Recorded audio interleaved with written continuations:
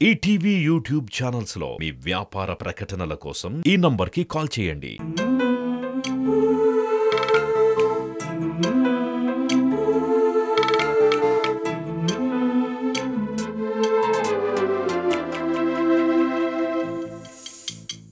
ఓ విధి విచిత్రాల నిధి,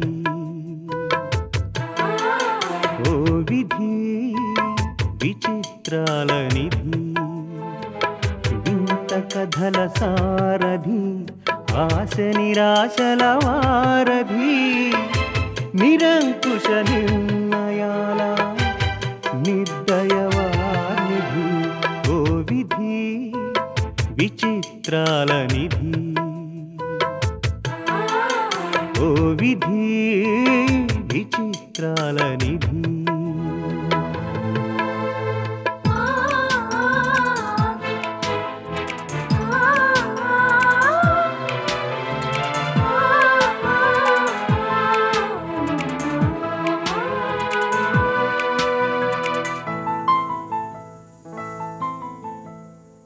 అన్నీ ఉన్నాయనిపిస్తూనే అందకుండా చూస్తావు, సంపదలెన్నో ఇచ్చి సంతోషం మాత్రం దాచేస్తావు, కోరికలని ఉరి తీయాలని నీకెంతో ఉబలాటం, ప్రాణాలతో చెలగాటం నీకు చేతివాటం, ఓ విధి విచిత్రాల నిధి,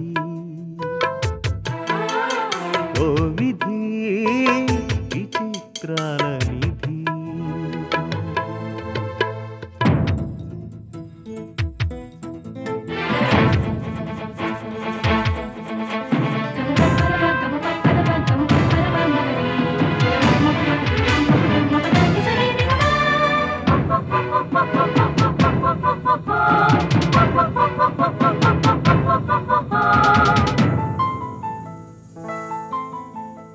ఊహలు తలకిందులు చేసి ఉనికిని చాటుకుంటావు, ఊహించని మలుపులతో ఊసురు పోసుకుంటావు, మనసు మమతలపై నీకు అనాదిగా కక్ష,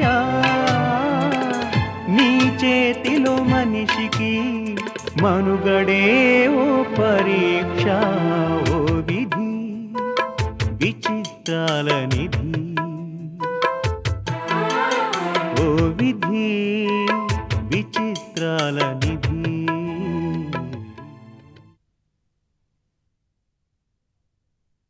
నువ్వు బయటికి వెళ్ళిన కాసేపటికి అయ్యగారికి వచ్చి ఇబ్బంది పడ్డారు. ఒళ్ళంతా చెమటలు పట్టాయి. నాకు భయం వేసి డాక్టర్ గారు కబురు పెట్టారు. ఆయన వెంటనే వచ్చారు. భయపడాల్సిన అవసరం లేదని మత్తు ఇంజెక్షన్ ఇచ్చారు. ఎంతసేపు అయింది? ఓ గంట సేపు అయింది. ఇప్పుడు అయ్యగారికి ఎలా ఉంది? మత్తిచ్చారు కదా, నిద్రపోతున్నారు. డాక్టర్ గారు హాస్పిటల్కి వెళ్ళాక ఫోన్ చేసి ఆ మందులు ఉన్నవి లేనిది చెక్ చేసి చెప్పమన్నారు. లేకపోతే వెంటనే తెప్పించి పెట్టమన్నారు. అలాగా?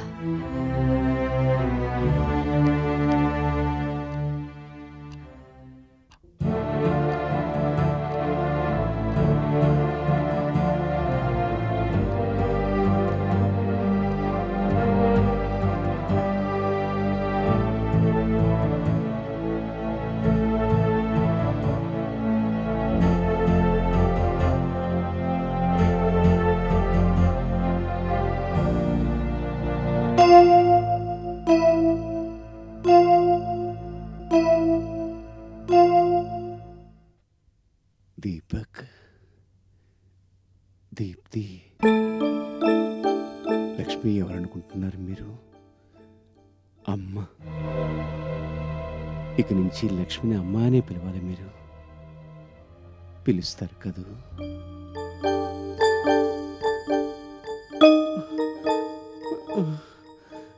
మరి అంత నిర్దాక్షిణ్యంగా మాట్లాడకండి అయ్యా. లక్ష్మి నా తోడబట్టింది కాకపోయినా చెల్లెల కన్నా ఎక్కువ. అటువంటి మంచి మనిషిని పట్టుకుని నీచంగా నోటికొచ్చేట్టు మాట్లాడతారా మీరు? అసలు బాబు బాబు బాబు చూడు లక్ష్మి, వాళ్ళు కాకుల్లో ఎలా పొడుచుకు తింటున్నారు. వీళ్ళు అసలు మనుషులేనా? బాబు నిద్రలో ఏదో కలగనుంటున్నారు. నిద్ర, కల,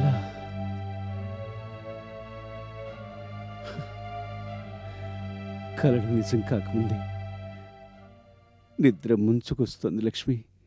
నిద్రలో కూడా ఇవే ఆలోచనలైతే మనసుకి ఇక విశ్రాంతి అనేది ఎప్పుడు బాబు? ఇక నుంచి అంతా విశ్రాంతేగా లక్ష్మి. కలలు కూడా రానంత గొప్ప నిద్ర. నిద్రలో శాశ్వతమైన విశ్రాంతి. మీరలా మాట్లాడుతుంటే నాకు భయంగా ఉంది.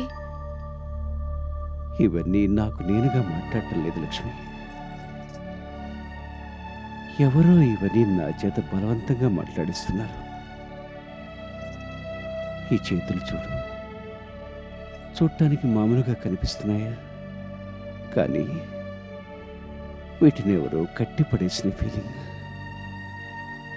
ఈ కళ్ళు చూడు, చూడటానికి మామూలుగా కనిపిస్తున్నాయా? కానీ కంటి రెప్పలనెవరో బలవంతంగా బిగదీసి కుట్టేస్తున్నట్లు ఫీలింగ్.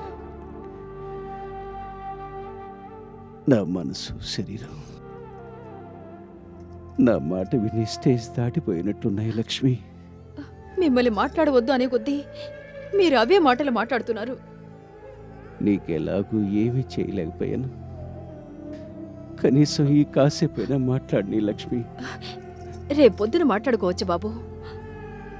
రేపు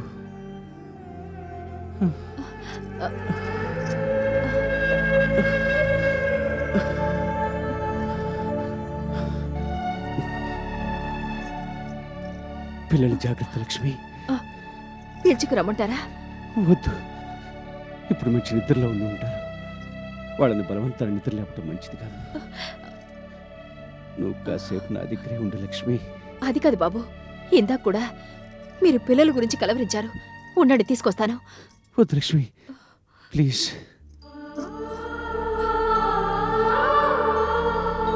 వాళ్ళకి జన్మనిచ్చిన తండ్రిగా నిన్ను కోరిక కోరాలనుకుంటున్నాను.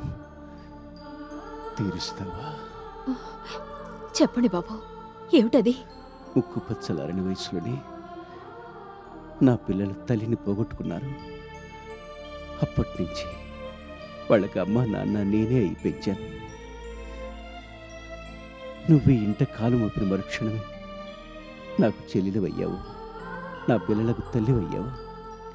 అన్నింటినీ మించి నా పిల్లల్ని, నా ఇంటిని నాకన్నా గొప్పగా చూసుకుంటావన్న నమ్మకం నాకు కలిగింది. అమ్మా లక్ష్మి, దేవుడు నాకు నిన్నెలా ప్రసాదించాడు, ఈ పిల్లల్ని నీకు అలాగే అప్పగించాడనుకో తల్లి. ఇక్కడి నుంచి వాళ్ళకి తల్లి తండ్రి అన్నీ నువ్వేనమ్మా. మీరేగా వాళ్ళ చేత అమ్మ అనిపించారు. ఇంతకుముందు నిద్రపోయే ముందు కూడా ఇద్దరు అమ్మ అని పడుకున్నారు. ఉండాలి బాబు, పిల్లల్ని తీసుకొస్తాను. సరే, వెళ్ళి తీసుకురా.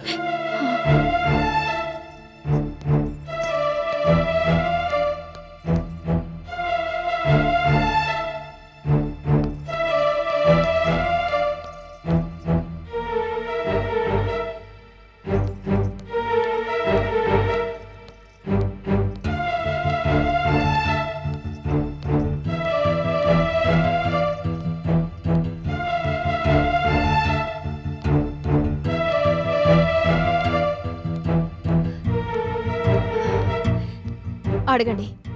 మీరు పిల్లలతో చెప్పిన తర్వాత వాళ్ళు నన్ను అమ్మ అని పిలుస్తున్నారో లేదో అడగండి. ఇందాక నన్ను మీరు అమ్మ అని పిలిచారా లేదా? నేనేమో అమ్మ అన్నాను, దీప్తి ఏమో మమ్మీ అంది. వినండి,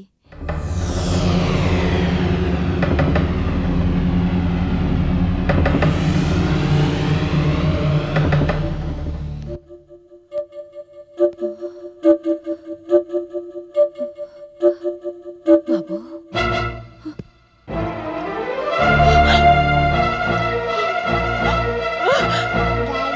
డాడీ మాట్లాడు డాడీ. డాడీ మాట్లాడట్లేదెందుకు? డాడీకి మా మీద కోపమా? బాబు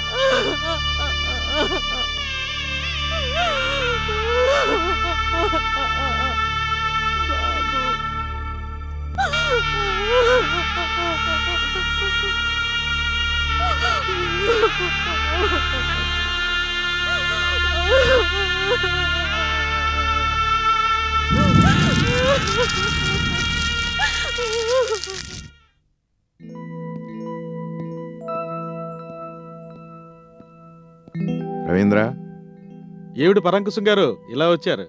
మేడం నేను అర్జెంటుగా కలవాలి. అపాయింట్మెంట్ తీసుకున్నారా? అడిగాను, అపాయింట్మెంట్ ఇవ్వలేదు. ఇవ్వలేదు అంటే మేడం గారు మిమ్మల్ని కలుసుకోవడానికి సుముఖంగా లేరన్నమాట. అయినా మేడం గారు ఛాంబర్లో లేరు, ప్లాంట్కి వెళ్ళారు. పోనీ ఎండి గారు ఉన్నారా? ఉన్నారు, కానీ బిజీగా ఉన్నట్టున్నారు. అంత అర్జెంట్ మ్యాటర్ అయితే వెళ్ళి వారి పిఎన్ కలవండి. థ్యాంక్స్.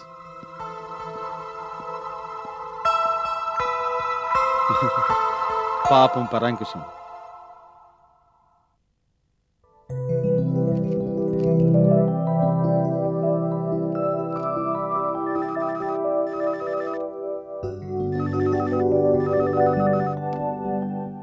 ఎస్, అలా ఎందుకు చెప్పావు? పెద్దవాళ్ళు వచ్చినప్పుడు ఎక్కువసేపు వెయిట్ చేయించవద్దని ఎన్నిసార్లు చెప్పాను నీకు? వెంటనే పంపించు.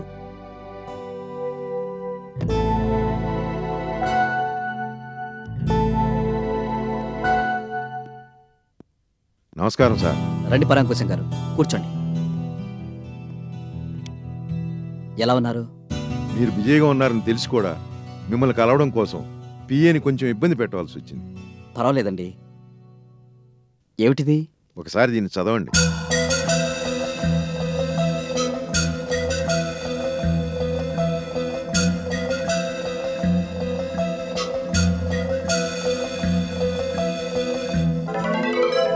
ఏమిటండి ఇది? నా రాజీనామా లేఖ సార్. ఆ తెలుస్తూనే ఉంది. ఇప్పటికిప్పుడు రాజీనామా చేయాల్సిన అవసరం ఏమొచ్చింది? కారణాలు కూడా అందులోనే వివరించాను. వెళ్ళొస్తాను. కూర్చోండి, కూర్చోండి సార్. ఎవరో దేవి గ్రూప్ ఆఫ్ కంపెనీస్ అధిపతి నారాయణరావు గారు చనిపోవడం ఏమిటి? అందుకు నిరసనగా మీరు రాజీనామా చేయడం ఏమిటి? దానికి దీనికి సంబంధం ఏమిటో అర్థం కావడం లేదు. పైగా ఇందులో ఈ కంపెనీ చైర్పర్సన్ గారి మీద కొన్ని ఆరోపణలు కూడా చేశారు. అవి ఆరోపణలు కావు సార్, నిజాలు. వీటి గురించి నాకు అసలేమీ తెలీదు. ఒక బాధ్యతాయుతమైన సీట్లో కూర్చుని వీటి గురించి తెలియదు అంటే ఎలా నమ్మాలో అర్థం కావటం లేదు సార్. మీతో నేను అబద్ధాలు ఆడవలసిన అవసరం నాకు లేదు. జరిగిందేమిటో వివరంగా చెప్పండి. ఎలిజబెత్ గారు బతికుండగా దేవి గ్రూప్ ఆఫ్ ఇండస్ట్రీస్తో కొంత రైవలరీ ఉన్నప్పటికీ అది ఆరోగ్యకరమైన పోటీగానే ఉండేది. కానీ రోజీ గారు కంపెనీని టేకప్ చేశాక అకారణమైన యుద్ధాన్ని ప్రకటించారు. చైర్పర్సన్ గారు అకారణంగా అనాలోచితంగా నిర్ణయాలు తీసుకున్నారని మీ అభిప్రాయమా? అవును సార్. ఎక్స్ప్లెయిన్ చేయండి. ఈ కంపెనీ నంబర్ 1 పొజిషన్లోకి రావాలనేది రోజీ గారి కోరిక. అందులో తప్పేమీ లేదే. కానీ ఆ పొజిషన్లోకి రావడం కోసం తప్పుడు పద్ధతులు అనుసరించడమే బాధాకరం. ఏమిటా పద్ధతులు? నారాయణరావుకి అతని పార్ట్నర్స్కి మధ్య చిచ్చు పెట్టడం, కృష్ణప్రసాద్ అనే వ్యక్తికి లేనిపోని ఆశలు చూపించి బలవంతాన తన వైపు మళ్లించుకోవడం, కృష్ణప్రసాద్ నిజాయితీ లేని వ్యక్తి అని తెలిసాక కూడా అతన్ని సపోర్ట్ చేస్తూ ఈ కంపెనీలో స్థానం కల్పించడం. ఇక్కడ నేను ఉద్యోగిని అయినప్పటికీ నాలాంటి వాడికి సరిపడిన విషయాలు ఇవన్నీ. వ్యాపారస్తులు తమ వ్యాపారాన్ని విస్తరించుకోవడం కోసం ఎన్ని మార్గాలు అవలంబించినా వాళ్ళు పాటించి తీరవలసిన నైతిక సూత్రాలు కొన్ని ఉంటాయి. వాటికి నీళ్లొదిలి తమ బిజినెస్ను విస్తరించాలని చూస్తున్నారు రోజీ గారు. ఇలాంటి పద్ధతులు తాత్కాలికమైన ఫలితాలు ఇవ్వగలవే తప్ప కంపెనీకి శాశ్వతమైన ఫలితాలు ఇవ్వలేవు. నీళ్లు లేని చోట చేప బతకగలదేమో కానీ నీతి లేని చోట నాలాంటి వాళ్ళు ఉండలేరు సార్. పరాంకుశం గారు, మీరేం మాట్లాడుతున్నారో మీకు అర్థం అవుతుందా? నా మాటల్లోని అర్థం మీకు ముందు ముందు బాగా బోధపడుతుంది సార్. నా కళ్ళ ముందే ఒక వ్యాపారస్తుడికి సమాధి కడుతూ ఉంటే చేతగాని వాడిలాగా చూస్తూ కూర్చున్నా. పరోక్షంగా నారాయణరావు గారి మృతికి నేను బాధ్యుణ్ణే. అందుకే ఈ రాజీనామా. దయచేసి యాక్సెప్ట్ చేయండి. మీలాంటి సీనియర్ స్టాఫ్ మెంబర్ని పోగొట్టుకోవడం నాకు ఇష్టం లేదు. కొన్నాళ్ళు ఓపిక పట్టండి. జరిగిందేమిటో తెలుసుకుని మీ రాజీనామా విషయంలో ఒక నిర్ణయం తీసుకుంటాను. మీరు ఇలా మాట్లాడడం మీ మంచి మనసుకు సంకేతం అనుకుంటున్నాను. అదే రోజీ గారైతే ఈ పాటికి దీన్ని ఆమోదించి నన్ను బయటికి గెంటించి ఉండేవారు. మేడం గురించి మీరు చాలా అపోహల్లో ఉన్నారు. అపోహ కాదు సార్, నిజం. వారి కంపెనీలో ఉంటూ వారికి వ్యతిరేకంగా ఆలోచిస్తున్నారు. ఒక రకంగా చూస్తే నేనిక్కడ పనిచేయడానికి ఇదో అనర్హత అవుతుంది. ఇన్నేళ్లు కన్నతల్లిలా ఆదరించిన కంపెనీని వదిలి వెళ్ళటానికి మనసు రావటం లేదు. కానీ తప్పదు. సెలవు.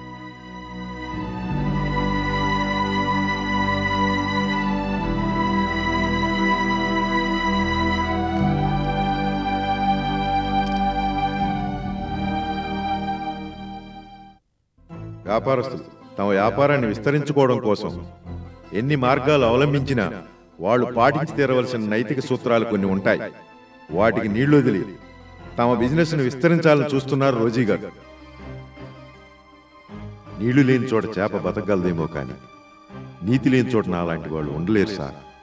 నా కళ్ళ ముందే ఒక వ్యాపారస్తుడికి సమాధి కడుతూ ఉంటే చేతగాని వాళ్ళ చూస్తూ కూర్చున్నాను. పరోక్షంగా నారాయణరావు గారి మృతికి నేను బాధ్యుణ్ణి. అందుకే ఈ రాజీనామా. దయచేసి యాక్సెప్ట్ చేయండి.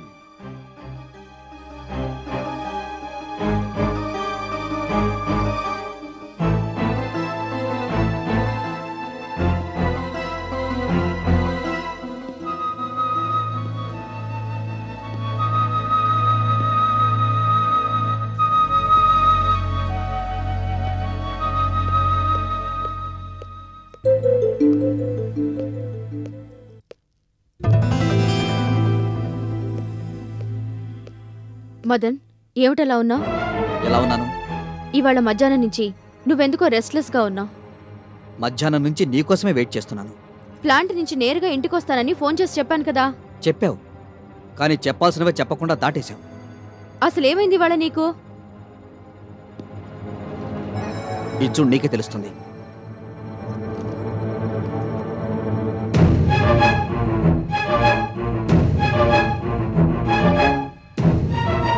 రోజీ, ఈ ముసలాన్ని ఎలా వదిలించుకోవాలా అని ఎప్పటినుంచో ట్రై చేస్తున్నాను. మా మమ్మీ అపాయింట్ చేసిన మనిషి పూర్ ఫెలో కదా అని సింపతి చూపించి ఇన్నాళ్ళు ఆగాను. ఇప్పుడు వాడంతట వాడే వెళ్ళిపోయాడనమాట. సంతోషించాల్సిన సమయంలో అంత సీరియస్గా ఉన్నావే? ఆ రాజీనామా నేను యాక్సెప్ట్ చేయడం లేదు. నేను మాత్రం యాక్సెప్ట్ చేస్తున్నాను. అంటే ఆ లెటర్లో పరాంకుశం గారు రాసిన రాతల్ని, చేసిన అభియోగాల్ని కూడా నువ్వు యాక్సెప్ట్ చేస్తున్నావా? అవి అభియోగాలైతే నాకే, ఆవకాయ బద్దలైతే నాకే. I don't care. ఆ లెటర్లో మన కంపెనీ నిజాయితీనే ప్రశ్నించారు పరాంకుశం గారు. ఆ హక్కు వాడికి లేదు. ఇది నా కంపెనీ, నా ఇష్టం. నేను చెప్పిందే నీతి, నేను చేయమన్నదే పాలసీ. ఇచ్చిన జీతం పుచ్చుకుపోయేవాడు. వాడికెందుకంటే పాలసీ గురించి, ఎథిక్స్ గురించిన చర్చ. కంపెనీలో సీనియర్ స్టాఫ్ మెంబర్గా అతనికి ఆ హక్కు ఉంది. ఉంటే గింటే అది అతనికి ఇచ్చింది నేను. అతని హక్కుల గురించి మాట్లాడినంత గొప్పగా బాధ్యతల గురించి, బాస్ అనేవాళ్ళు చెప్పే మాటల గురించి ఆలోచించడే. అన్నం వడ్డించరా అంటే విస్తళ్ళు లెక్కేశాడంట. వెనకటికి వీళ్ళంటి వాడొకడు. Useless fellows. జాలిదల్చి ఉద్యోగాల్లో ఉంచానన్న కృతజ్ఞత కూడా లేదు. అలాంటి వాళ్ళ గురించి నువ్వెందుకు ఆలోచిస్తావు? నారాయణరావు కంపెనీ విషయంలో నువ్వు చేసిన పనేం బాగలేదు. ఈటీవీ విన్ యాప్ రోజుకి కేవలం రూపాయి మాత్రమే. ఇప్పుడే ఈటీవీ విన్ యాప్ డౌన్లోడ్ చేసి సబ్స్క్రైబ్ చేయండి.